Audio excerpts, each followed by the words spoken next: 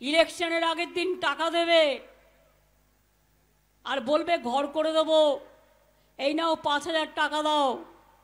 টাকা নিয়ে আমি কোনো কথা বলবো না, আপনার অধিকার আপনি নেবেন কি না নেবেন, আমায় দিলে তো আমি নেব না। ওটা পাপের টাকা। লোকের বাড়ি থেকে ইডি টাকা তুলে নিয়ে আসছে আর বিজেপি পার্টিকে দিয়ে দিচ্ছে, বলছে ইডির টাকা জনগণকে দেবো, গরিব জনগণকে। আমি বলি দিয়েছো আজ পর্যন্ত? কত পাবে জনগণ ওই টাকা তুললে? 21 টাকা করে। আপনাদের 21 টাকা চাই না দেশ বাঁচাতে চাই? 21 টাকা চাই না বাংলা বাঁচাতে চাই?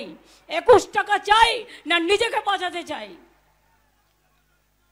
তৃণমূল লড়াই করবে আরো কিছু ছোটখাটো বিজেপির বন্ধু দলের সাথে, ইনকাম ট্যাক্সের বিরুদ্ধে, ইডির বিরুদ্ধে, এনআইএর বিরুদ্ধে, সিবিআইয়ের বিরুদ্ধে।